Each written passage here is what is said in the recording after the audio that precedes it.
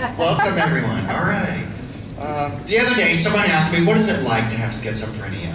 Well, it's a little like questioning your sanity and then having your sanity answer you back.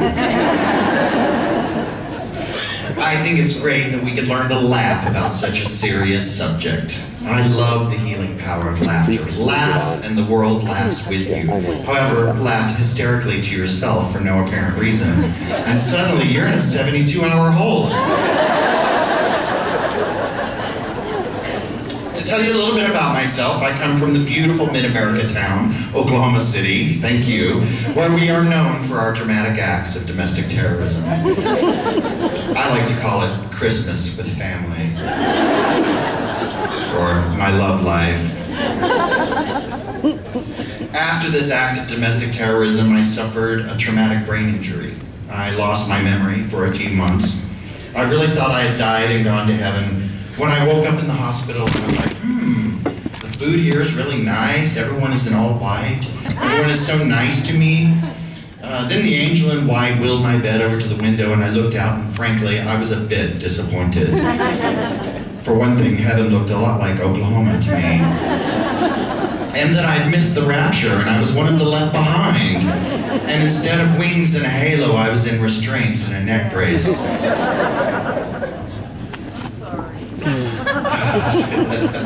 I do come from a good suburban Baptist family where I have great parents, great brothers and sisters. We did, however, have our own special brand of dysfunction.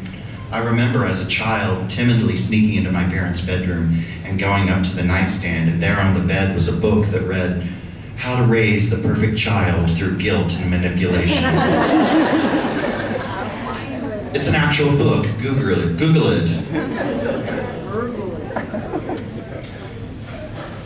I like to call it the 3 R's of dysfunction: repression, regret, and relatives. Insanity does not run in my family. It strolls through and collects billable hours.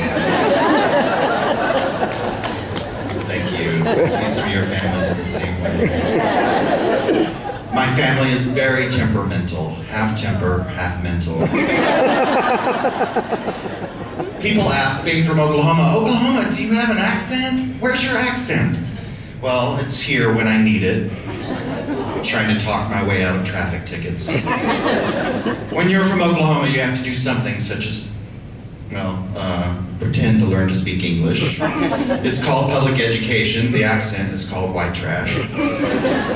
No, I no longer have an accent. I just quit drinking. By a round of applause here, who loves Facebook? Who loves Skype? Thank you. Yes, I see a few.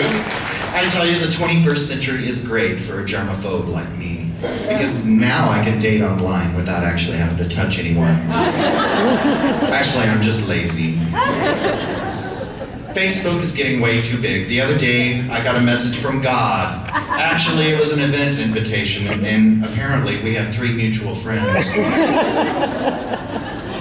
You may have been watching the news lately, for those of you like the Huffington Post, about NASA's robot probe Curiosity landing on Mars.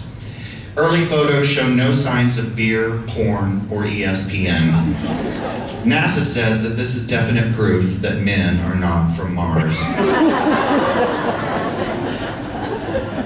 I do have a difficult time dealing with a mental health diagnosis. I had trouble finding medical insurance, and in desperation, I had to find other alternatives to treatment, such as pretending to be an alcoholic in order to get free group therapy at the local 12-step meeting, or getting tased by the police, still not a widely accepted form of electroshock therapy, and it's not covered by Medicaid. For the first time in my working life, I had to apply for services to qualify for insurance. The therapist and I had to come up with a strategy. I had to interview with Social Security to get my determination for Medicaid. I didn't bathe for a week. I put gel in my hair for a messed up dude. I was nervous, so I'd taken a triple dose of Seroquel. The caseworker wrote, "He looks like a smelly Einstein with a drooling speech impediment." So remember, first impressions count. Don't be afraid to crazy yourself up for those important first meetings or first dates. Just get it out of the way. I have some really scary experiences to share. While I was hospitalized in the busy psych ward, a nurse once observed, "Eric, your behavior is strange, and your eyes are fully dilated, so we're gonna have to do some tests to find out if you're on street drugs." She came back and proclaimed after a while, after the test, "I have some good news and I have some bad news. The good news is that you're not on street drugs. The bad news is you're possessed by the devil." Actually, I was just angry because the busy psych ward forced me to change my psychosis from Napoleon Bonaparte to homeless hippie Jesus. And possession, well, that's still not covered by Medicaid. I do take medications for hearing voices, thank you, I do. And there are a few ways to tell when my medications are a little off. The best ways to tell is when I do something like this, or hold my hands out and say, "Yes, God." That's one of the ways. Or when my voices say so. Please don't be jealous because they only speak to me. I know the voices aren't real.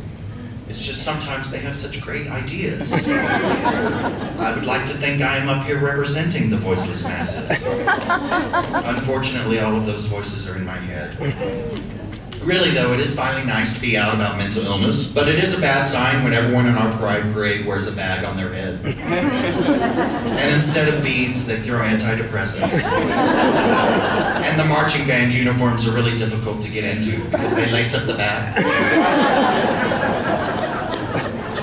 I am proud to work in the mental health profession. I am a therapist. So far, I have serviced over 300 clients and consumers. Thank you. And I haven't slept with any of them.